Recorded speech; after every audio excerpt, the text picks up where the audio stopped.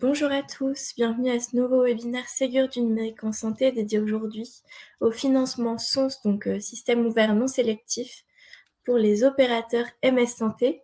Comme pour tous les webinaires, celui-ci sera disponible en replay à la fin de la session. On le mettra également en ligne sur le site de l'ANS avec le support de présentation. Et pour poser vos questions, n'hésitez pas à utiliser l'onglet dédié, donc l'onglet questions. Voilà, je passe la main à nos intervenants du jour et puis bon webinaire à tous. Et bonjour à tous. Avant de commencer, nous souhaitions déjà avant tout vous remercier de votre présence et de votre participation à ce webinaire, en espérant qu'il puisse vous apporter tous les compléments et toute l'information nécessaire à la réalisation de vos demandes d'enrôlement et de financement. Avant-propos et avant de démarrer, je vous présente rapidement le sommaire en fait sur lequel nos intervenants vont pouvoir s'exprimer. Donc, en phase introductive, donc une présentation des diverses parties prenantes, le rappel des objectifs de l'atelier, ainsi qu'un rappel du calendrier Ségur Vagun sur le couloir MS Santé, l'ensemble des phases liées à la partie enrôlement, ainsi qu'une présentation du processus de financement et des étapes des demandes d'avance. Et derrière cela, nous terminerons par une session directement de questions-réponses. Nous verrons également durant la présentation, si nous avons beaucoup de questions durant le chat, nous pourrons peut-être y répondre directement ou faire intervenir nos spécialistes en direct. Alors, pour la partie ANS, donc, nous avons plusieurs intervenants. Donc, nous intervenons tous sous la responsabilité de Jean-Christophe Turbat, qui est le directeur de programme Ségur. Pour ma part, je suis Fabien Gottman, donc chef de projet, et j'interviens spécifiquement sur les parcours de référencement et de financement. Je vais laisser mon collègue Mike Gay se présenter et dépeindre un petit peu le périmètre également sur lequel il intervient. Oui, bonjour à tous. Encore une fois, merci de votre présence à ce webinaire. Alors effectivement, Mike Gay, je suis régulateur, enfin j'agis en tant que responsable de la régulation de l'espace de confiance. Alors donc bien entendu, tous les sujets MS Santé sont sur mon périmètre. Là, j'ai la casquette de responsable de la task force opérateur et j'espère pouvoir ici vous amener quelques précisions sur le sujet. Voilà. Merci Mike. On va laisser nos collègues également de l'ASP se présenter. Bonjour à tous, moi je suis Céline Vasse, je suis au pôle support de l'ASP, donc j'analyse les tickets qui me sont remontés qui concernent vos problèmes de dépôt, de demande d'avance, d'enrôlement, de demande de solde, enfin ce qui pourra vous être utile plus tard, en espérant que vous n'en ayez pas. Et également, si jamais vous nous faites remonter des anomalies du portail, c'est moi qui les analyse pour ensuite les transmettre aux personnes concernées, informaticiens qui peuvent les résoudre. Et là, je vous présenterai en fait toutes les étapes techniques de l'enrôlement et de la demande d'avance. Bonjour, je suis donc Michel Maisonnade. Je suis à l'ASP et donc avec ma collègue Nadine qui se présentera après, on est en charge plutôt de la partie instruction des demandes, paiement et contrôle.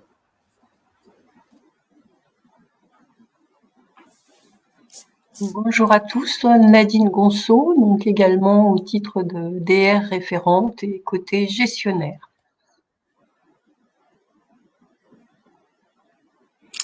Très bien, merci.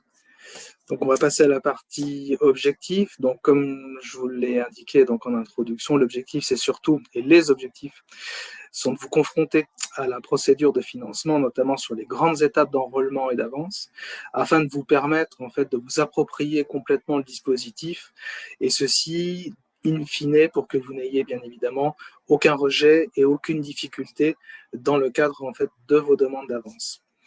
Le déroulé de l'atelier donc se focalisera sur le rappel du calendrier global de la Vagune et des échéances relatives aux demandes de financement, la présentation du processus opérationnel et également, nous verrons comment se déroulera la session, mais nous avons prévu un intermède en fin de session pour pouvoir répondre à l'ensemble de vos questions.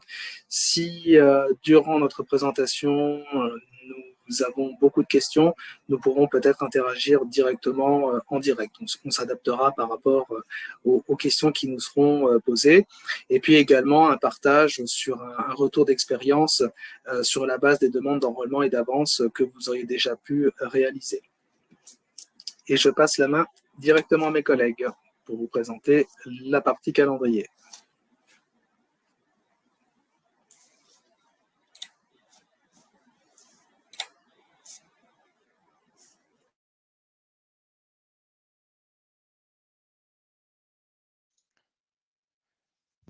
Alors, je ne sais pas si c'est que moi, mais j'ai rien de mon côté. Fabien, je sais pas si tu as... J'ai personne qui intervient là. Ah, tu n'as pas de visu en fait sur le... Si, j'ai une visu, mais... Bah, tu peux directement en fait intervenir pour rappeler les grandes dates et les, ok, très bien. grands jalons. Merci. En fait, c'est comme tu es spécifiquement sur le sujet, il y a eu un décalage. Bon, écoute, besoin. Désolé. Oui. Alors effectivement, ici on a les étapes hein, qui correspondent un peu à ce financement, qui sont quand même centrées sur le périmètre de l'ASP. Donc, juste pour rappel, hein, ce financement opérateur est en deux grandes parties, j'ai envie de dire. La première partie qui tire à sa fin, qui correspond au référencement des solutions des opérateurs développeurs. Donc, juste pour rappel, l'opérateur développeur est celui qui produit la technologie, Et en face, on a les opérateurs acheteurs qui sont ceux qui sous-traitent cette technologie. Donc, cette étape 1, référencement, est vraiment à la fin. Donc, sur le site e-santé.gouv, vous avez accès aux solutions qui sont référencées Ségur aujourd'hui. Et débute la deuxième partie qui concerne essentiellement les opérateurs acheteurs. Hein. Et ici, justement, ce webinaire sert à concentrer, à expliquer un peu les différentes phases de sollicitation du financement. Alors, donc, comme vous pouvez le voir un peu sur la frise du dessous, qui présente les différentes phases qui sont à réaliser sur l'interface de l'ASP. Hein. Là, à gauche, vous avez l'opérateur développeur, enfin les documents en tout cas que l'opérateur développeur doit fournir. En dessous, les documents que l'opérateur acheteur doit fournir de son côté. Vous voyez qu'il y a un stream, enfin il y a un sujet commun hein, qui est le contrat opérateur V2. Alors on vous encourage fortement à le faire assez rapidement, sachant que on a mis à disposition la signature électronique. Voilà. Et donc, pour l'enrôlement, en plus de ce contrat V2, l'opérateur acheteur devra fournir le bon de commande ou le devis signé, j'ai envie de dire, de ce connecteur référencé. Donc, je crois que la contractualisation avec vos sous-traitants vous permet d'obtenir ce bon de commande. Et également, il faudra qu'il vous fournisse son certificat de référencement. Avec ces documents et quelques informations administratives supplémentaires, on parle ici de quoi, du SIRET, le nom du représentant légal, donc rien de bien mystérieux. Hein. Avec ces documents, vous pouvez vous rendre sur le portail de l'ASP afin d'enrôler votre structure. Voilà. Ça, c'est la première étape de ce financement. Il faut déjà déclarer votre structure. Dès que l'enrôlement est effectué, il y a une validation de la part des équipes de l'ASP. Hein. Il y a une validation de la part de l'équipe de l'ASP. Et une fois cet enrôlement effectué sur le site de l'ASP, vous avez la possibilité de solliciter une avance sur le financement. Alors, cette avance, c'est forfaitaire. On est à 6 000, un peu plus de 6 600 €, hors taxe, bien entendu.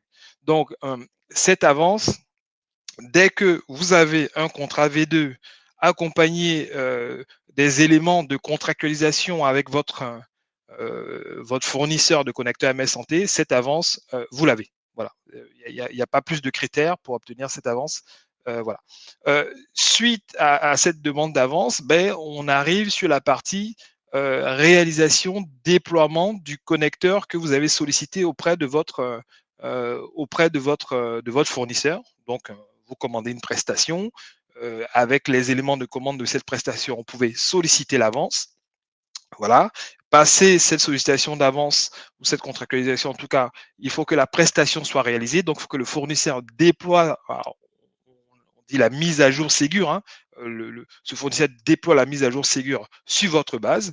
Et une fois que la mise à jour est effectuée, Alors, vous avez la possibilité d'aller vers la demande de solde de la prestation. Alors, il faut savoir que la demande de solde, concernant date, on est plutôt sur le mois de juillet. Hein. Donc, entre maintenant et le mois de juillet, voilà, vous avez ces actions auparavant quand même à réaliser.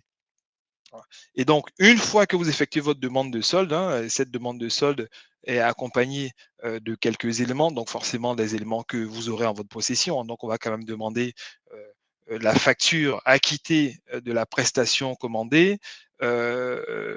Pour rappel, le financement, il est lié à votre volumétrie de balles présente sur l'annuaire santé. Alors ça, vous n'avez pas de démarche à faire sur de ce côté-là. C'est l'ANS qui transmet directement à l'ASP votre volumétrie de balles sur l'annuaire santé pour que votre financement il soit débloqué. Et donc, suite au dépôt de la demande de solde, ben, l'ASP fait le nécessaire afin que ce solde-là soit validé et bien entendu que les fonds vous soient versés. Donc, voilà rapidement ces différentes étapes qui concernent ce financement. Alors, j'ai pas de vue sur le chat, mais je ne sais pas s'il y a des questions déjà sur ces différentes étapes. Alors, je crois qu'il y en a une. On prend, Fabien d'ailleurs, excuse-moi, on prend la question au fur et à mesure ou on attend la phase? Alors, tout dépend de la volumétrie en fait qu'on va avoir. C'est vrai que si on a beaucoup de questions en même temps, je pense qu'il est peut-être mieux de les voir au fil de l'eau. Là, pour l'instant, on n'en a qu'une seule et elle concerne les délais de traitement en fait de l'ASP. Alors, les délais de traitement de l'ASP, je vous laisserai répondre à cette question. Mais... Oui.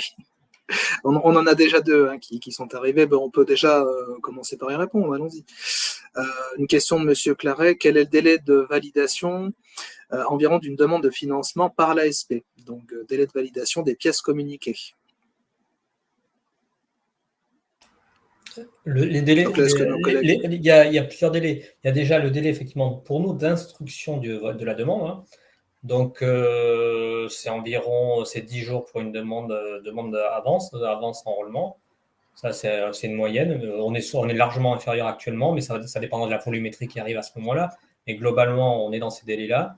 Et après, il y a les délais pour le versement de l'aide qui est différent entre les délais agence comptable et puis après les délais interbancaires en fonction des réseaux bancaires où vous êtes. Ça peut prendre quasi une dizaine de jours entre nous, entre guillemets, le feu vert pour envoyer le paiement et l'arrivée sur les comptes bancaires. Oui, puis il y a juste une précision dans le cadre de MSS Santé. Là, on a vu que si vous faites une demande d'avance, celle-ci est validée automatiquement. Il n'y a pas d'instruction au niveau de l'ASP. Donc, vous y aurez droit automatiquement à partir du moment où vous êtes enrôlé et que vous en faites la demande. Là, ce délai-là, dans le cadre de ce couloir, ce sera pour le dépôt de la demande de solde puisque vous aurez à déposer de la documentation qu'il nous faudra instruire de notre côté. Très bien, je vais bien prendre les deux questions qui suivent. La première, c'est bonjour, les balles sur liste rouge sont-elles prises en compte dans le calcul?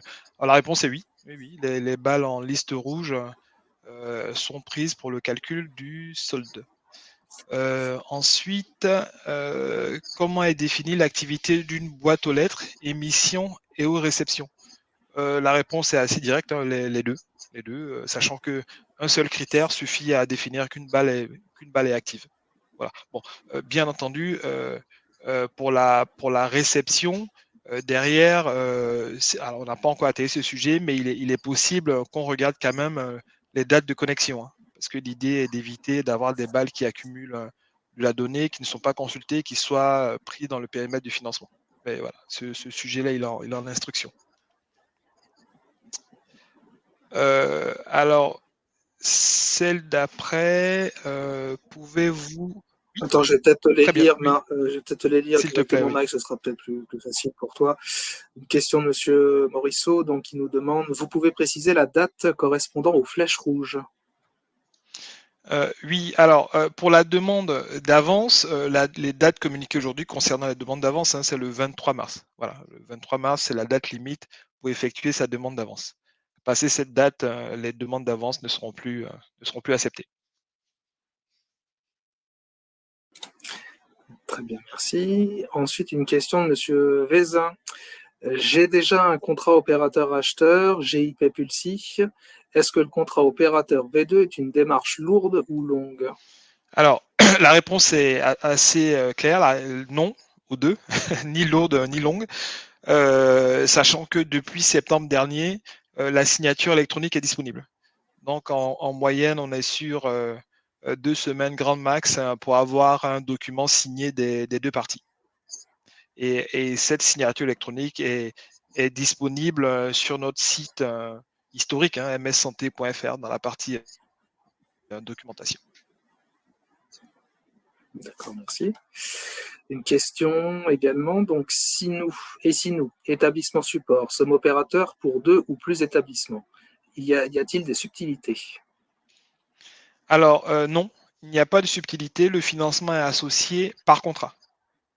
Donc, ce qu'on regarde, c'est le contrat. Contrat V2, qu'on soit clair sur ce point. Il y aura autant de financement que de contrats V2 signés. Donc, si je ne me trompe pas, si vous êtes établissement support, donc il est fort possible qu'il y ait un seul contrat. Après, je pourrais m'apporter des précisions pour que j'ai une réponse plus précise, j'ai envie de dire. Et donc ici, je pense, si je me trompe, en tout cas, si mon hypothèse est bonne, ici on parlera d'un seul financement pour l'établissement qui est support des deux autres. D'accord. Une question également. Donc, bonjour, pour l'enrôlement, il est demandé en première question le numéro unique de référencement ANS. De quoi s'agit-il? Merci. Alors, effectivement, c'est les prérequis pour enrôler votre structure.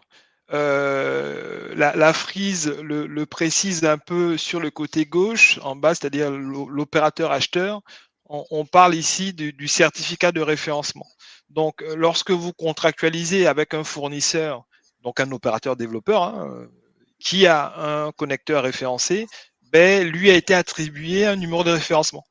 Et c'est ce numéro de référencement qui est demandé pour pouvoir déclarer votre structure sur l'interface de l'ASP. Voilà. Donc, c'est un numéro que vous communique votre fournisseur. D'accord. Autre question, le contrôle sur l'activité des balles sera vu pour l'étape de validation de demande du solde? Alors, pour l'instant, la demande ne souffre pas de plus de contrôle que ça.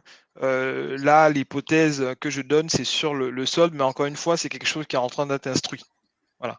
On se pose la question de la légitimité de financer des balles qui n'ont pas d'activité. Donc, pour l'instant, il n'y a rien qui est sec. Et dès que ça le sera, on n'hésitera pas à communiquer dessus. D'accord. Autre question, il est indiqué sur la frise fermeture du guichet de financement pour le dépôt des demandes d'enrôlement. L'enrôlement doit donc finalement aussi être fait avant le 23 mars, même si l'avance n'est pas demandée? Alors, sujet pour le moment qui est, enfin, on a remis ce sujet sur la table.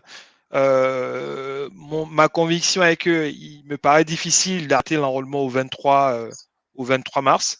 Et donc le sujet il est en discussion, mais bon, comme je dis, ma conviction est que pour moi l'enrôlement devra continuer jusqu'à la fin du financement. Voilà. On demande également encore une précision sur l'ensemble des dates correspondant aux flèches rouges, Mike. Alors, la demande d'avance, alors ça, on a toujours communiqué dessus et voilà, je pense que ça ne bougera pas. La demande d'avance, toutes les avances doivent arriver avant le 23 mars, 14h. Ça, c'est la demande d'avance. Alors, la deuxième flèche rouge correspond, je pense que ça correspond au 7 juillet, oui, c'est ça. Donc, la deuxième flèche qui est sur la pointe de la réalisation de la prestation Ségur. Donc, les prestations devront atterrir avant le 7 juillet prochain. Voilà. Et entre le 7 juillet prochain et le 28 septembre, devront arriver les demandes de solde sur l'interface de l'ASP. Donc, 23 mars, première flèche. Deuxième flèche, 7 juillet. Et la toute dernière, qui correspond à la fermeture des demandes de solde, c'est le 28 septembre 2023. D'accord, très bien, merci. Une autre question, donc bonjour, le contrat V2 doit-il être signé avant la mise à jour? et par qui doit-il être signé? Alors oui, le contrat doit être signé avant la mise à jour. En tout cas, vous devez posséder un contrat V2 pour enrôler votre structure sur l'ASP. C'est un prérequis. Après, si avec votre fournisseur, vous avez une mise à jour qui est déjà effectuée avant d'avoir signé votre contrat, en tout cas, pour arriver à nous, j'ai envie de dire à l'ASP, il vous faudra le contrat V2 et le bon de commande pour le bon de commande de la prestation qui sera à réaliser ou qui a été réalisée. Une question également encore. L'enrôlement des éditeurs ayant participé au Ségur Vague 1 sur d'autres couloirs n'était pas possible sur le portail ASP pour OPMSS. Une date de correction est-elle confirmée avant la fin du mois de février ou bien est-ce déjà résolu? Ben, je vais laisser les acteurs de l'ASP répondre à la question parce que... Oui, j'allais leur demander. Oui, alors ce problème-là concerne les opérateurs développeurs, effectivement, et c'est en cours de résolution. Donc, je ne suis pas au courant pour savoir quand exactement, mais oui, c'est en cours de résolution. Par contre, les opérateurs acheteurs qui, eux, en fait, ne sont pas connus pour le moment à l'ASP, enfin sur le portail Ségur, n'auront aucun souci pour s'enrôler. Mais sur les 7 développeurs, il me semble que vous êtes 5 à être connus et 2 qui ne sont pas connus. Les 2 qui ne sont pas connus n'auront pas de souci, mais les 5 d'entre vous qui ont déjà un enrôlement, effectivement, doivent attendre un petit peu, parce qu'il n'avait pas été prévu de déposer le fameux bon de commande, qui est une pièce spécifique à ce couloir-là et qui n'était pas intégré sur l'enrôlement complémentaire tel qu'il est paramétré sur l'outil. D'accord, merci. Une dernière question avant qu'on poursuive. Un établissement qui utilise une solution MS Santé clé en main IE, il ne gère pas son domaine MS Santé. Est-il considéré comme un opérateur acheteur? Alors, est considéré, enfin, on est opérateur de MS Santé lorsqu'on a signé un contrat avec l'ANS. Si ce n'est pas le cas, on n'est pas opérateur. Et je pense qu'ici, la réponse est non. Vous n'êtes pas considéré comme un opérateur de messagerie sécurisée.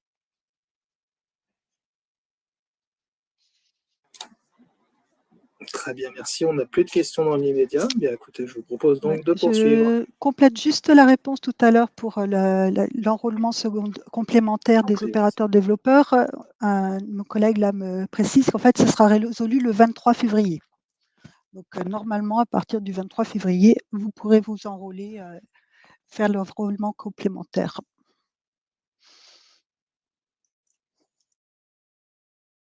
Ok, donc maintenant on va passer à la partie technique, c'est-à-dire l'utilisation du portail pour vous amener à déposer votre demande de financement.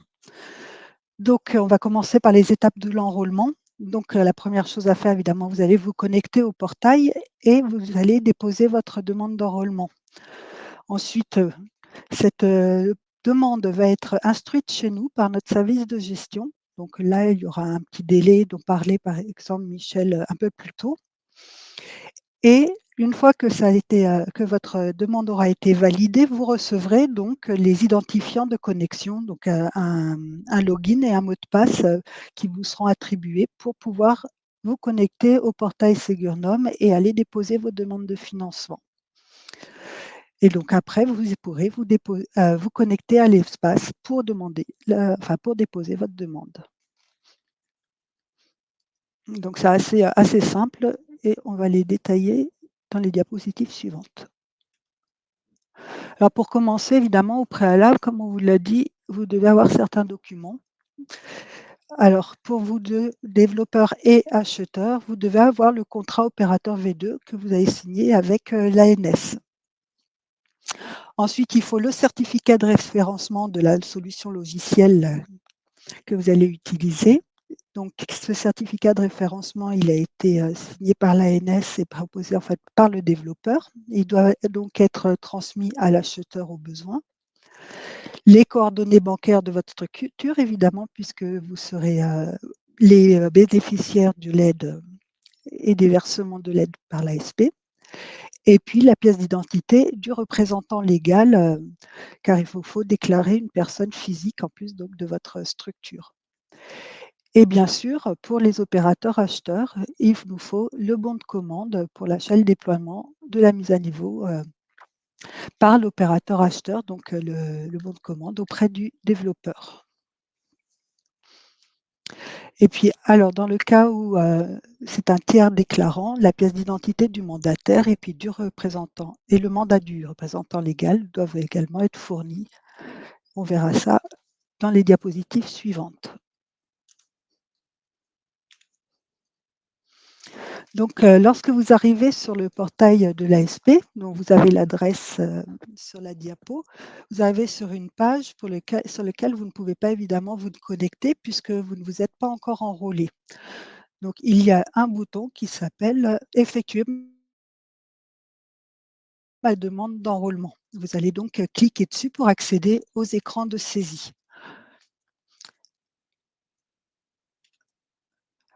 Là, ce que disait un de vos collègues tout à l'heure, la première question, c'est de saisir le numéro unique de référencement de l'ANS.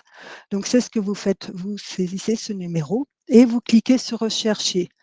Alors, cliquer sur « Rechercher », ça permet de ramener toutes les informations nécessaires à l'ASP qui ont déjà été données par le développeur à l'ANS lorsqu'il a fait sa demande de référencement. Donc, vous n'aurez pas à les ressaisir. Et donc, dans le cas de ce couloir MSS opérateur, on a uniquement le nom du couloir MSS santé qui apparaît automatiquement, donc qui n'a pas besoin d'être saisi. Sur d'autres couloirs, il y avait d'autres informations qui étaient remontées, mais ici, ce n'est pas le cas. Donc, une fois que le numéro d'enrôlement a été saisi et puis qu'il a été reconnu par le portail, qui n'est donc pas une erreur de frappe par exemple, cet écran s'affiche et vous allez pouvoir déposer les pièces justificatives qu'on attend de vous, le certificat de référencement, le contrat opérateur. Et ensuite, vous allez pouvoir commencer à saisir les informations qui concernent la structure, donc l'entreprise dans laquelle vous travaillez, l'opérateur.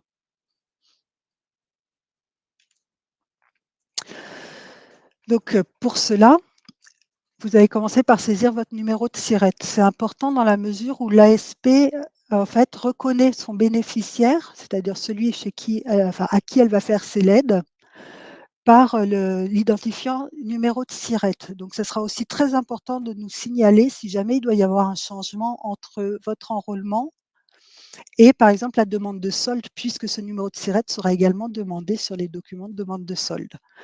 Donc, si vous changez de SIRET, faites-le savoir, c'est très important pour nous et pour pouvoir identifier à qui verser les aides. Donc, vous saisissez votre numéro de SIRET, vous saisissez d'abord le code sur la capture caractère, la CAPTCHA, et ensuite vous cliquez sur Rechercher. Là encore, Rechercher, ça va permettre de remonter toutes les données. Alors, autant qu'il me semble, ce sont les informations du BODAC, mais ce sont les informations légales qui concernent donc votre structure.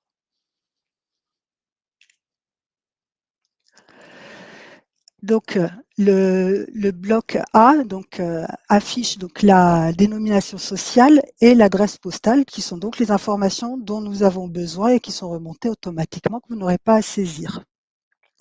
Par contre, vous devez quand même saisir le nom commercial et il se trouve que vous devez également saisir le type de voie et la commune donc, qui est associée au code postal. Je ne sais pas pourquoi ce n'est pas remonté automatiquement, mais donc c'est à faire.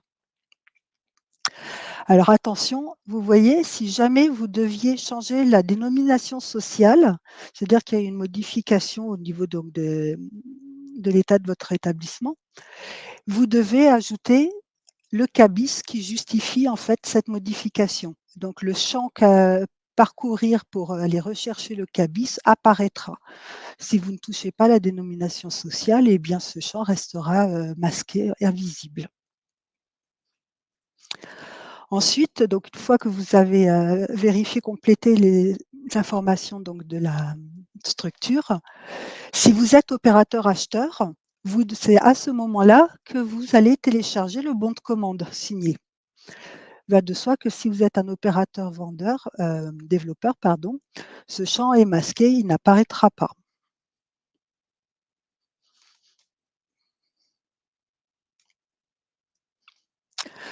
Maintenant, donc, on a rempli les informations qui concernent le logiciel via le numéro de référencement. On a rempli les informations de la structure, personne morale, et maintenant on va remplir les informations du demandeur, personne physique.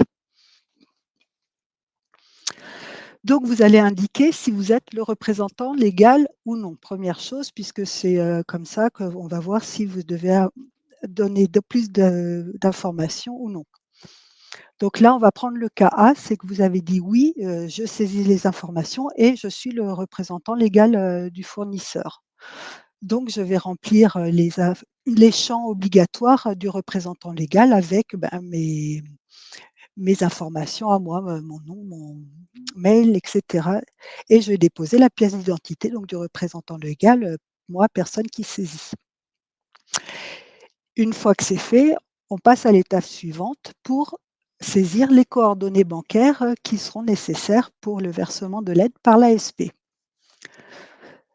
Avant cette diapo, on va voir le deuxième cas qui est non, je ne suis pas le représentant légal.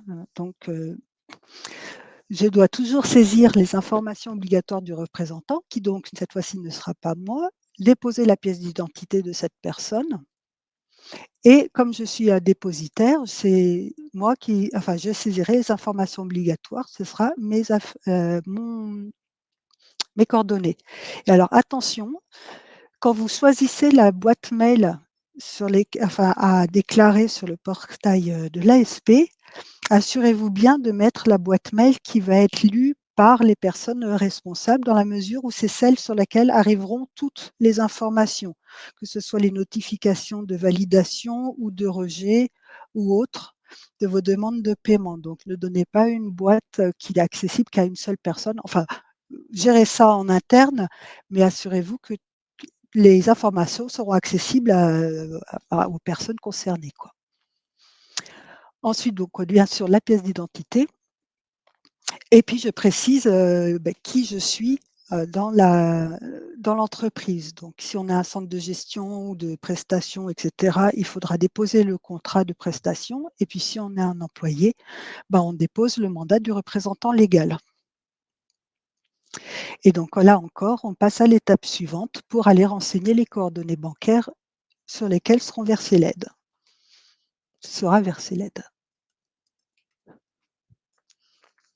Alors d'abord une petite, alors je ne vais pas vous la lire, mais c'est un diapositive qui vous récapitule les informations et les documents dont on a besoin en fonction donc des deux cas, je suis ou non le représentant légal.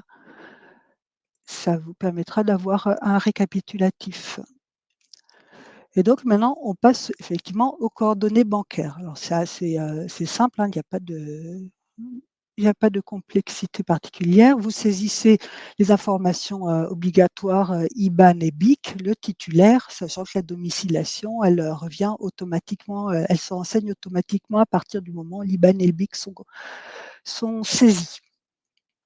Et enfin, on dépose évidemment le RIB. Et puis après, l'étape suivante, ce sera l'étape qui va permettre de préciser le régime de TVA qui s'applique à votre entreprise, donc opérateur, pardon. Donc, vous choisissez quel type de TVA s'applique à votre entreprise. Et n'oubliez pas que si jamais vous deviez définir que vous êtes fait un régime hors taxe, vous devrez produire donc l'attestation de non-assujettissement à la TVA qui est délivrée par la Direction des finances publiques. Ensuite, les saisies sont terminées, donc on va passer à l'étape suivante qui va permettre d'afficher toutes les données que vous avez saisies en un récapitulatif que vous lirez pour éventuellement corriger en retournant sur les étapes précédentes. Bon, vous avez pu voir en bas des pages que vous pouvez toujours quitter sans enregistrer. Mais bon, on vous invite à faire tout cela d'une traite, ce sera quand même plus simple. Donc, une fois que vous avez relu les données, que vous êtes satisfait avec ce qui est présenté sur les écrans récapitulatifs, vous saisissez de nouveau le code là sur la CAPTCHA et puis ensuite vous cochez les cases qui vous responsabilise d'un point de vue légal donc à l'utilisation de ce portail ASP et à la demande des aides. Et donc ensuite, vous pouvez cliquer sur Terminer et une fois que vous avez cliqué dessus, vous avez une pop-in de confirmation qui s'affiche. Et donc celle-ci, je ne sais pas si vous voyez bien, elle lit « Demande d'enrôlement validée », le numéro de votre demande est le numéro enrôlement 11 par exemple. Merci de conserver et de communiquer en cas d'échange avec la plateforme de support. Et donc là, votre demande d'enrôlement est terminée. Là, non, enfin, c'est pas la demande d'enrôlement qui est terminée, c'est que c'est un accusé de réception, en fait, que vous avez reçu. On valide votre demande d'enrôlement. C'est pas l'enrôlement qui est validé. Excusez-moi, c'était pas très clair. Et donc, en même temps, vous allez recevoir évidemment un mail d'accusé de réception, en plus de cette pop-in sur l'écran, qui va vous récapituler toutes les informations que vous avez saisies. Et là, donc, notre service de gestion va instruire cette demande.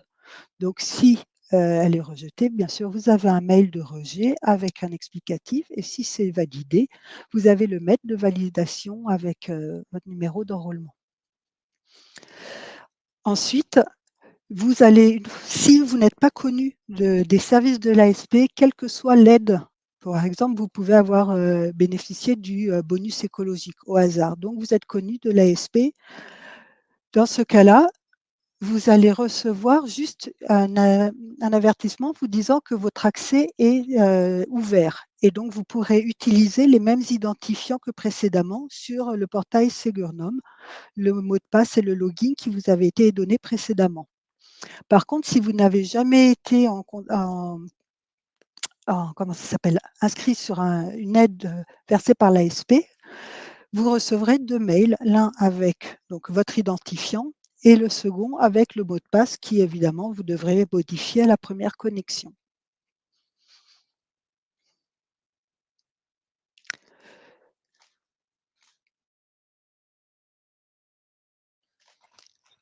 Et donc là, je passe la main à mes collègues qui sont sur la gestion.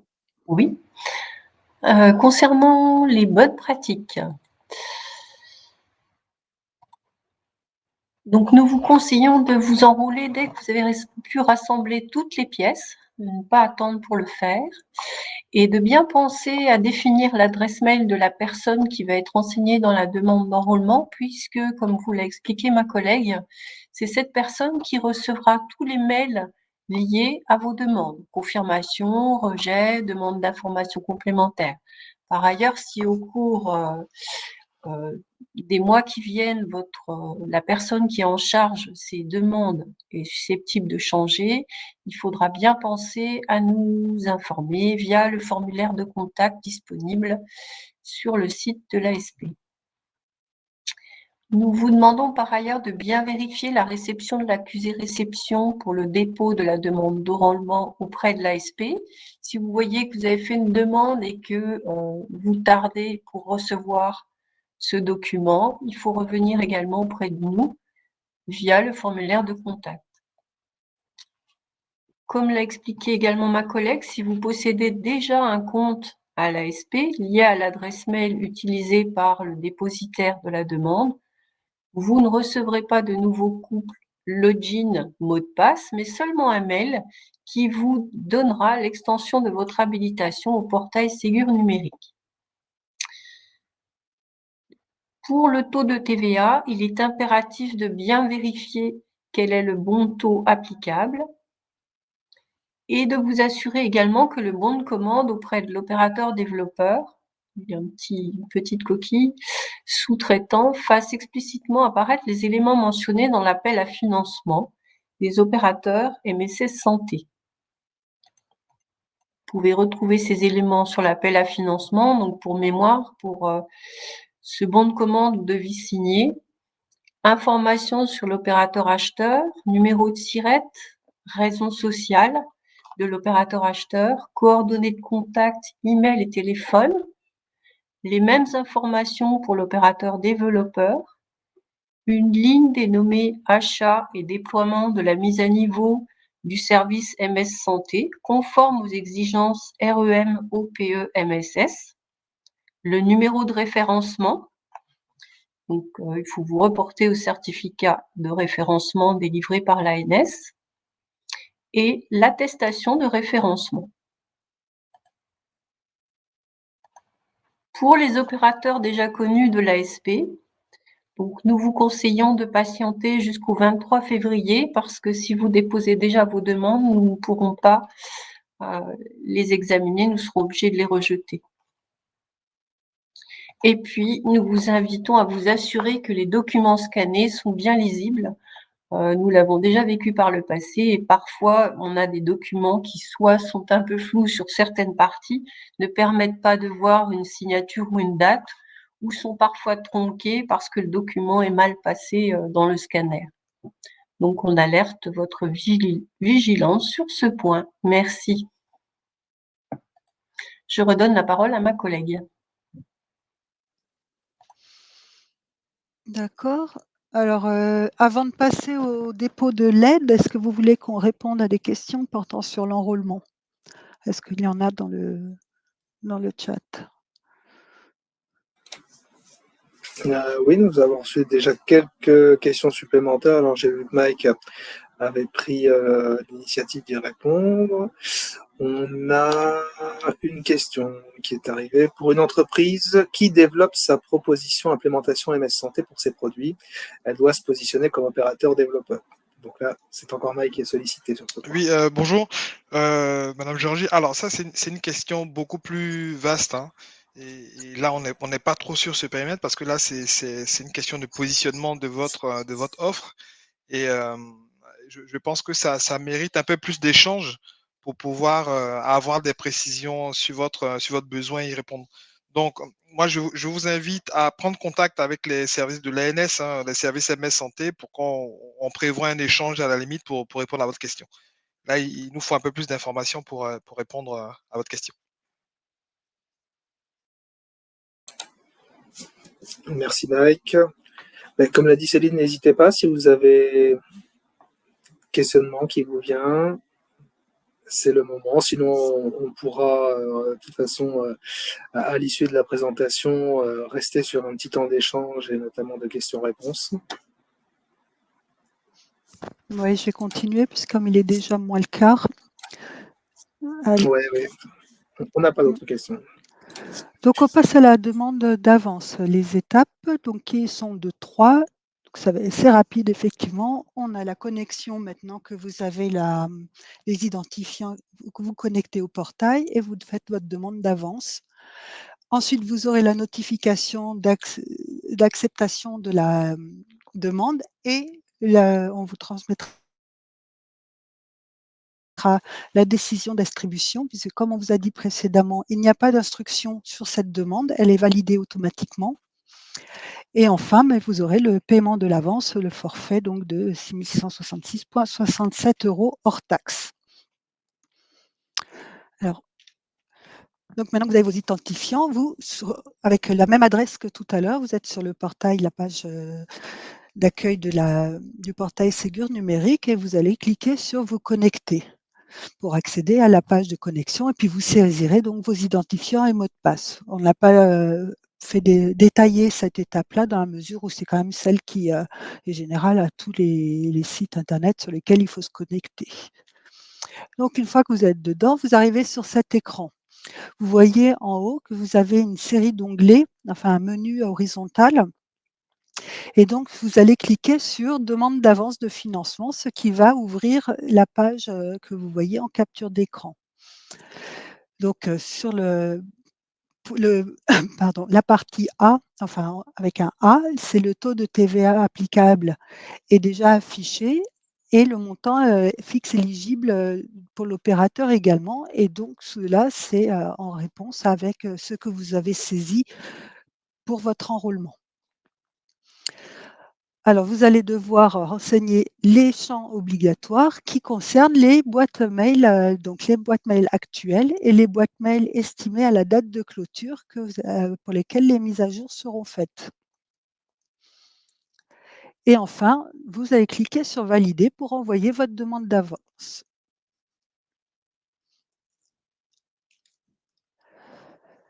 Donc, comme on vous a dit, la demande d'avance est automatiquement validée et sur la gauche, vous avez un menu vertical et vous voyez son statut qui a décidé, ce qui signifie que c'est accepté. Et vous avez un accordéon pièce justificative que vous pouvez déplier, sur lequel vous pouvez à partir duquel vous pouvez télécharger la décision d'attribution de l'aide. C'est ce document unique, il ne vous en sera pas donné un autre. Si vous faites une demande d'avance puis une demande de solde, il n'y a qu'une seule décision d'attribution pour l'aide totale, pas une pour l'avance, une pour le solde. Donc ce document est à disposition sur le portail et vous pouvez le télécharger.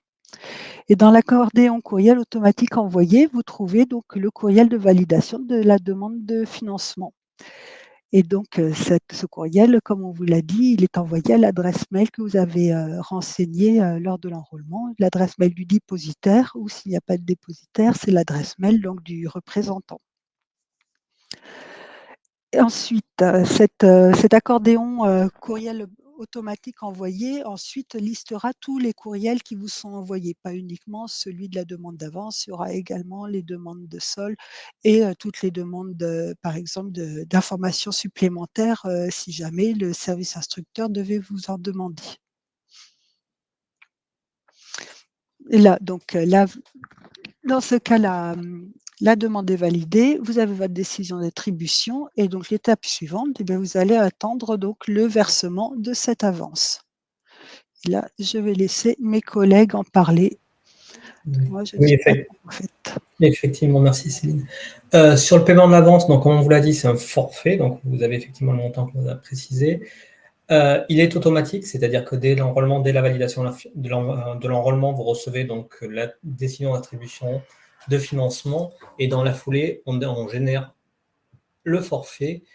Donc, lorsque vous accéderez à cet écran, tout bonnement, paiement de l'avance, au niveau du suivi financier, donc c'est en bas de chaque écran, vous avez à chaque fois le suivi financier, que ce soit pour une avance ou un solde, mais là on est sur l'avance.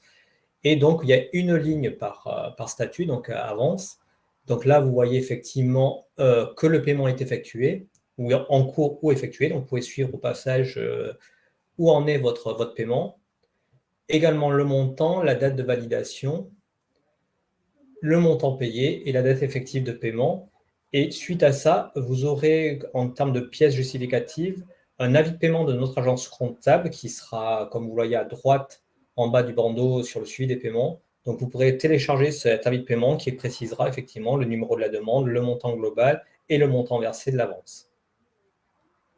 Et à chaque paiement, vous aurez ce type d'avis de paiement qui seront mis à disposition sur le portail au niveau de chaque demande.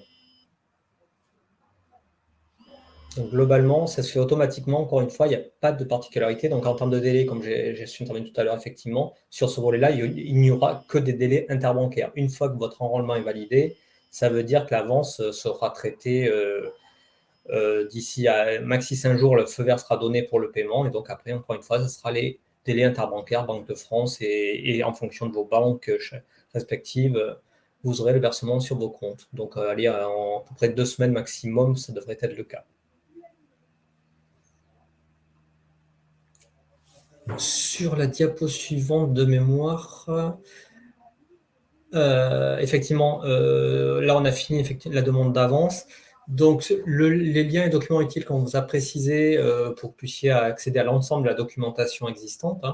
Donc aussi bien les liens ANS que ASP, sachant qu'on met très en ligne sur les deux sites les mêmes informations, il ne devrait pas y avoir de décalage.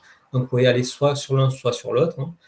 Après, il y a des questions plus spécifiques et réglementaires qui sont plutôt du côté ANS, mais sur le volet plus paiement, demande de financement, plutôt volet ASP, ainsi qu'on vous a mis l'aide en ligne, c'est-à-dire que vous pouvez effectivement solliciter via les assistances utilisateurs pour toute question, vous pouvez nous solliciter via le formulaire en ligne.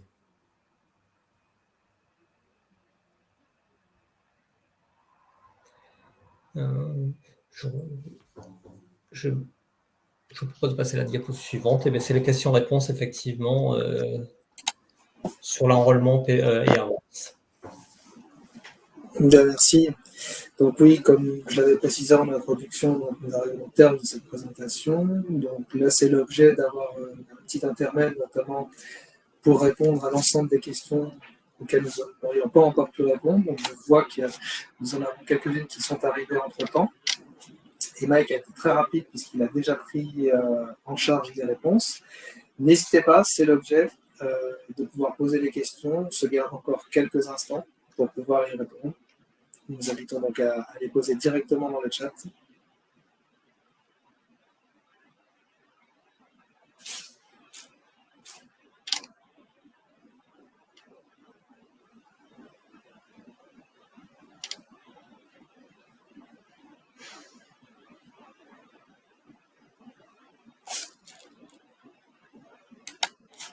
Eh bien, s'il n'y a pas de nouvelles questions, nous tenons en tout cas à vous remercier de votre présence et de votre participation à ce webinaire en espérant qu'il ait pu vous apporter tous les compléments nécessaires.